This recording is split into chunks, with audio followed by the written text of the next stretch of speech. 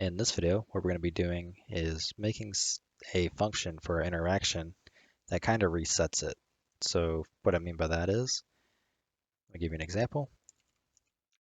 Okay, you see the client on the left, server on the right. When the server purchases it, as you can see, the message goes away, but it stays there for the client. So we need a function that kind of resets our interaction in order for this to for it to kind of go away for everybody. So the way we're going to do it is in our Nazi zombie character, we're going to add a new function.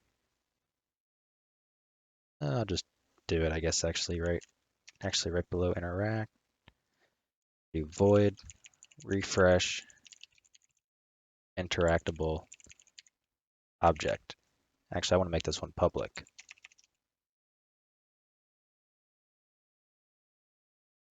So let's create the oops, a typo.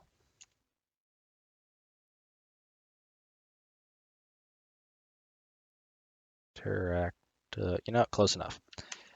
Create the implementation.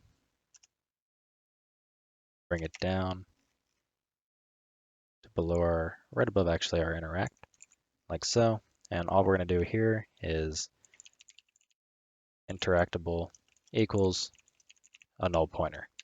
Simple.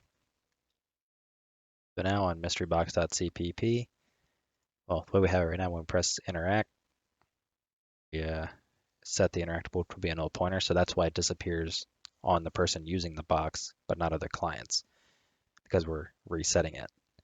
So what we need to do is, in the multicast, when we do it, we want to call refresh for pretty much everybody. So the way we're going to do that is hashtag include,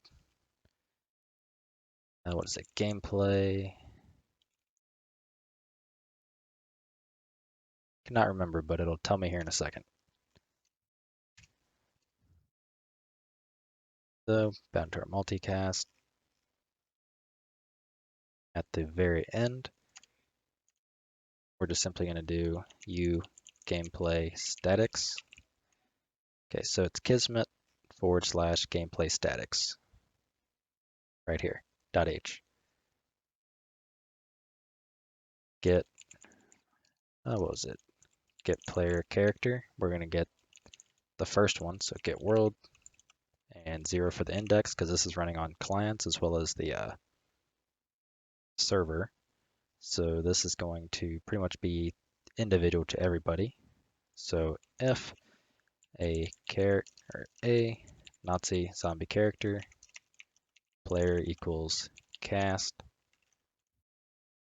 a Nazi zombie character from gameplay statics get player character.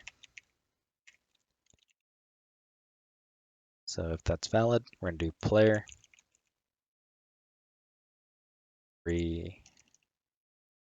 what was the function called? Refresh interactable. Refresh interactable. Am I not including player?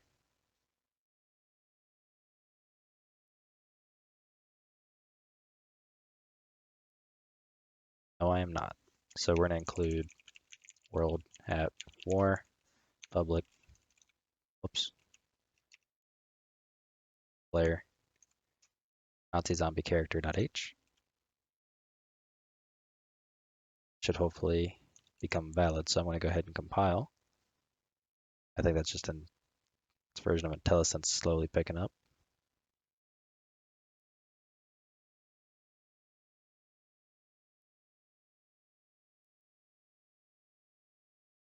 Oh, it's refresh interactable object.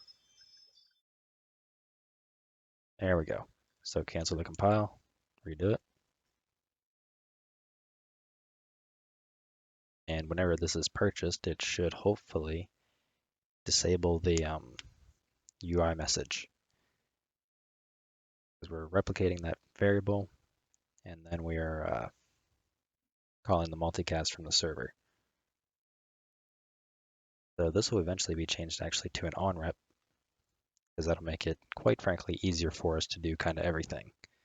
Because the onRep will trigger, and then based on, if it's true, or yeah, if it's false, then it triggers everything that we have in here. If it's true, it resets. Okay, this is a quick little add-on before I actually close the video, where we do this here. To call refresh interactable object, we need to do that when it's finished. So our box interaction finished.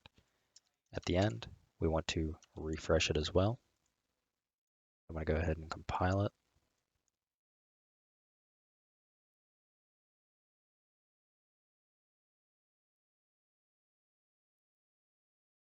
Please don't take forever.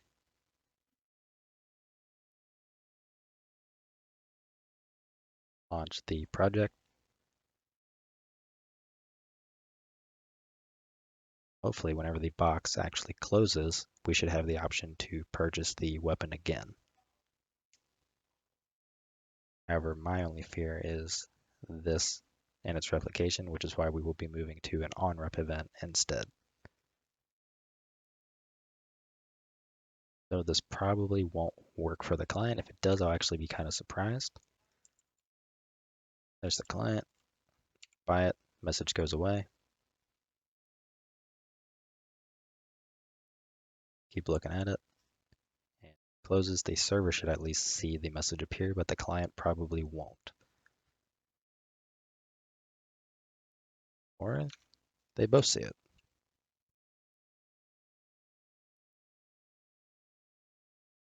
Fascinating. I'm just going to do it one more time out of curiosity.